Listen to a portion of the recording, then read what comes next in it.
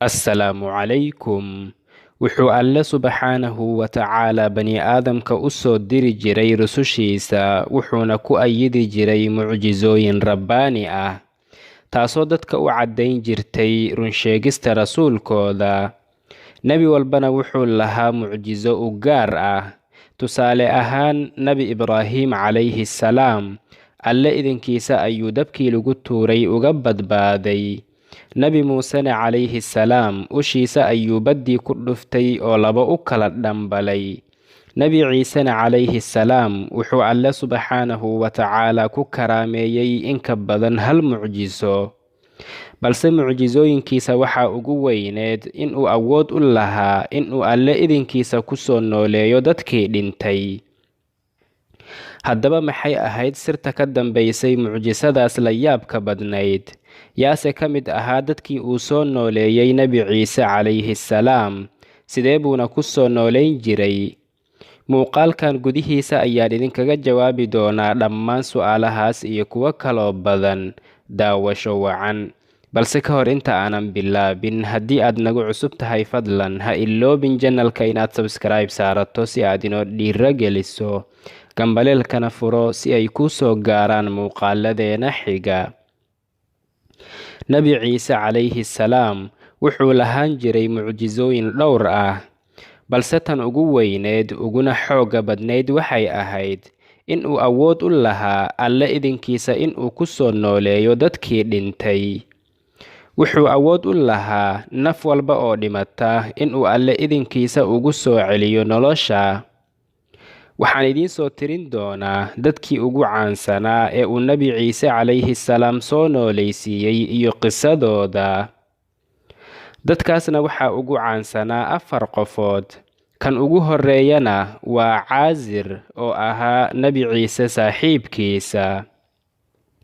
Waxaa ku dhacay xanuun aad u daran oo kedis ah oo ku sababay inuu sakaraad noqdo.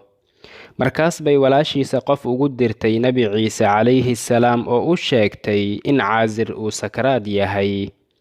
Nebi ciise iyo guriga saaxiibkiisa Caazirna waxaa u dhaxaysay masaafo gaaraysa meel loo socdo 3 maalmood.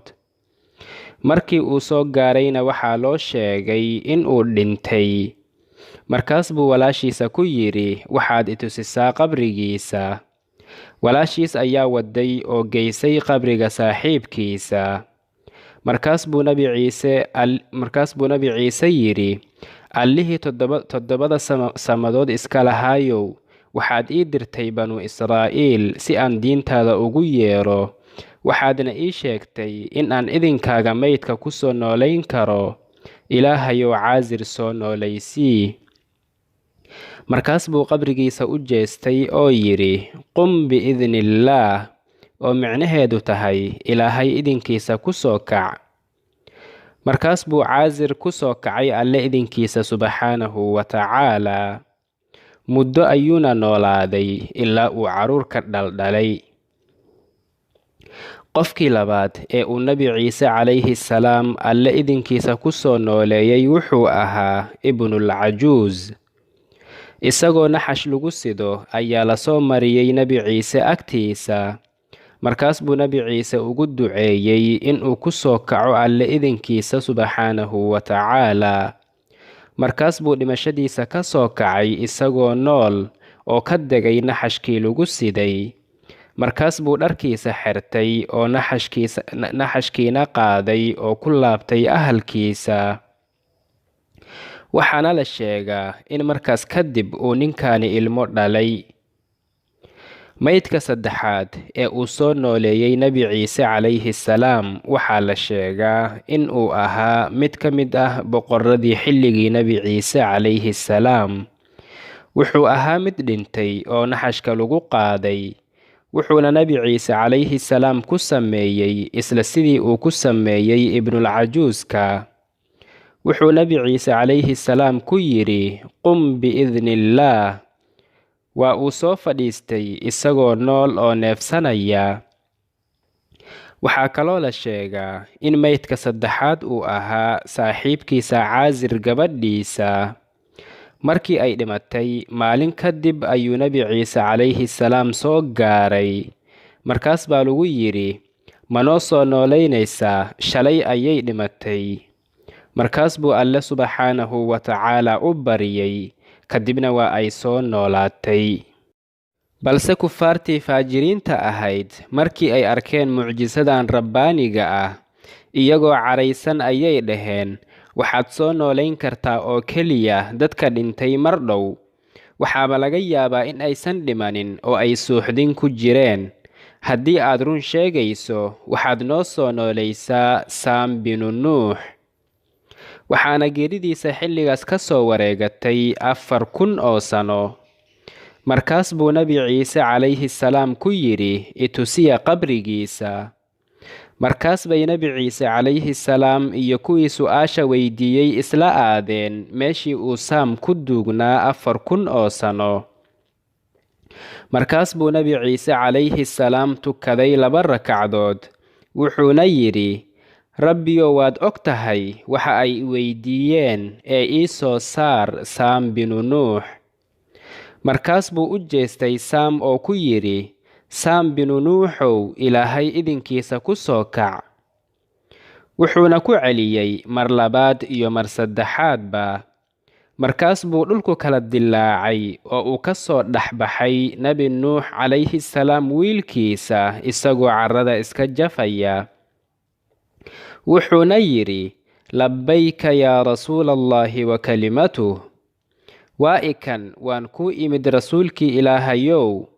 Markaas buu u jeestay Banu Israa'iil oo la hadlay, wuxuuna ku yidhi, kani waa Ciisa ibnu Maryam, waa ruuxullaahi wa kalimatuhu alqaaha ilaa Maryam, rumeeya oo raaca.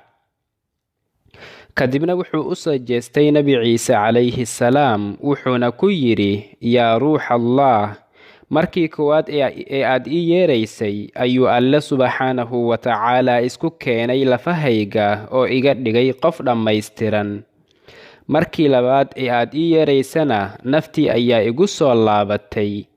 Markii saddexaad ee aad ii yeeraysana waxaan ka baqay in ay qiyaamaha tahay. Markaas buu madaxu i ciroobay. Markaas buu malag ii yimid oo igu yidhi, kani waa Ciise oo kuu yeeraya si aad dadka ugu xaqiijiso rasuulnimadiisa. yaa ruuxallaah, rabbigaa ii weydii inuu aakhiro ii celiyo, adduunyada wax xaajo ah kama lihi. Ibnu Nuux waa uu ku adkaystay dalabkiisa, wuxuuna Nabi Ciise ku yidhi, Ciisow, waxaan dhibsanayaa kurbada geerida, waana waxa ugu qaraar ee la dhadhamiyo. Markaas buu Nabi Ciise calayhi salaam u oggolaaday dalabkiisa oo u baryay rabbigiisa subxaanahu wa tacaala. Markaas buu Ibnu Nuux ku laabtay meeshiisa, mar labaad ayuuna Alle subxaanahu wa tacaala nafta ka qaaday. wa ubri'u al-akmaha wal-abrasa wa uxyi al-mawta biidni illaah. Waxaa jirta riwaayad kale oo ka warramaysa gabar uu soo nooleeyay Nabi Ciise calayhi salaam. Nabi Ciise ayaa soo maray nin ag fadhiyay qabri ka mid ah qabuuraha. Markaas buu ku yidhi, yaa Cabdallaah, in badan ayaan ku arkay adigoo ag fadhiya qabrigan.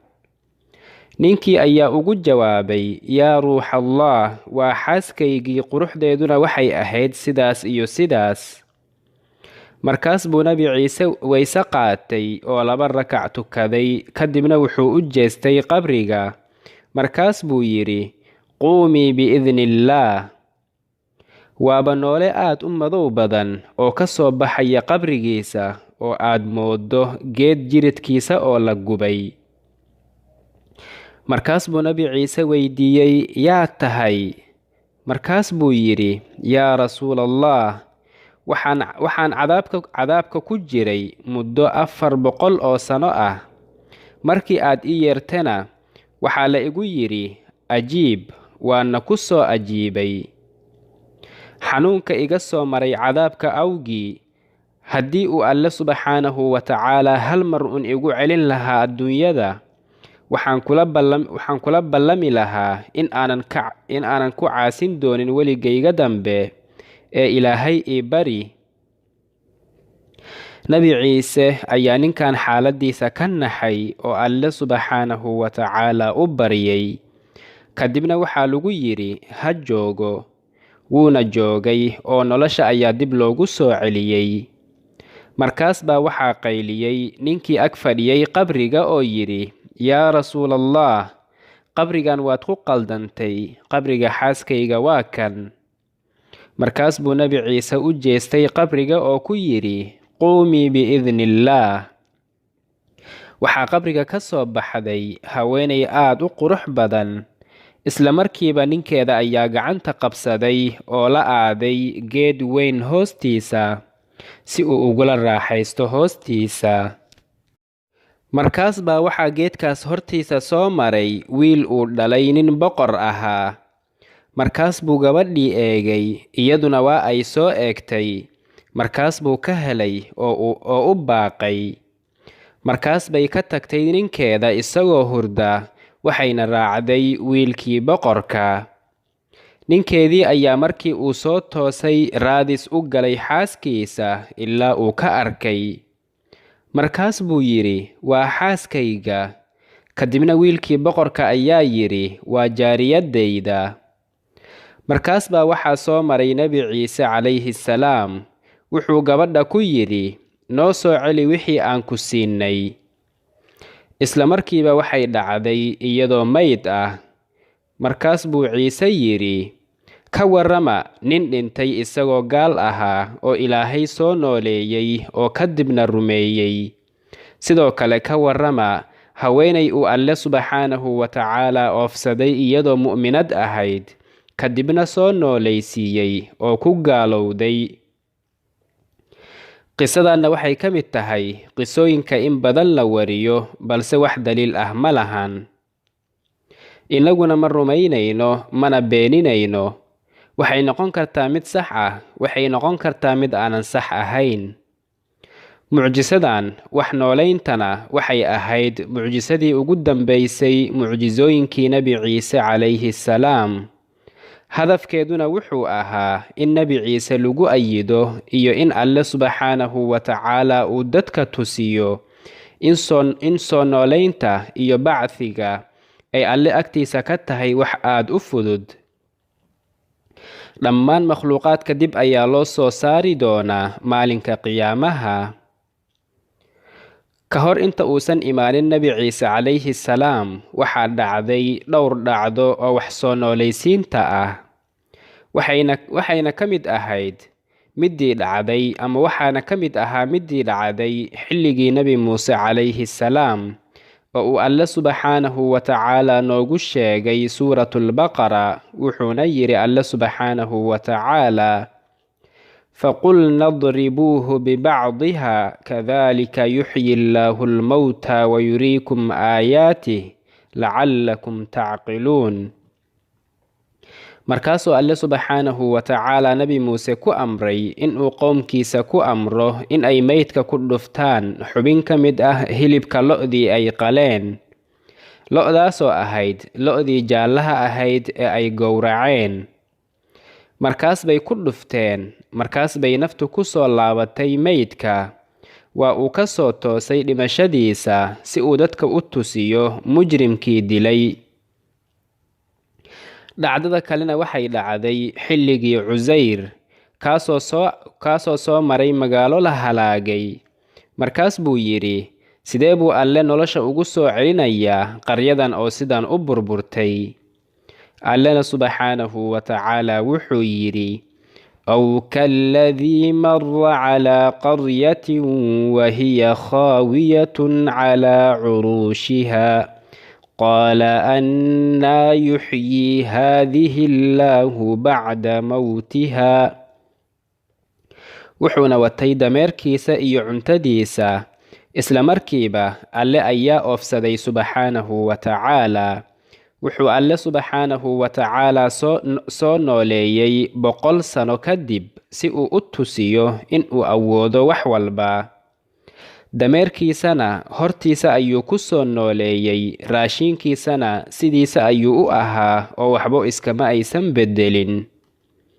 markaas buu yaqiinsaday in Alle subxaanahu wa tacaala uu awoodo wax walba. suurtagal ma ahan qof bani aadam ah oo caaqil ah kadib markii uu maqlo qisooyinkan iyo cibaarooyinkan in uu weli ka shaki qabo Alle subxaanahu wa tacaala iyo maalinka la isa soo saari doono oo la isxisaabin doono. waxaan filayaa inaad ka wada faa'iidaysateen qisadan. haddii aad ka faa'iidaysatay, fadlan ha iloobin inaad like saarto oo aad la sii wadaagto asxaabtaada. haddii aad nagu cusub tahayna, fadlan ha iloobin channelka inaad subscribe saarato si aad inoo dhiirageliso, gambaleelkana furo si ay kuu soo gaaraan muuqaaladeena xiga. tan iyo kulanti dambena sidaas iyo nabadgelyo. wassalaamu calaykum waraxmatullaahi wabarakaatuhu.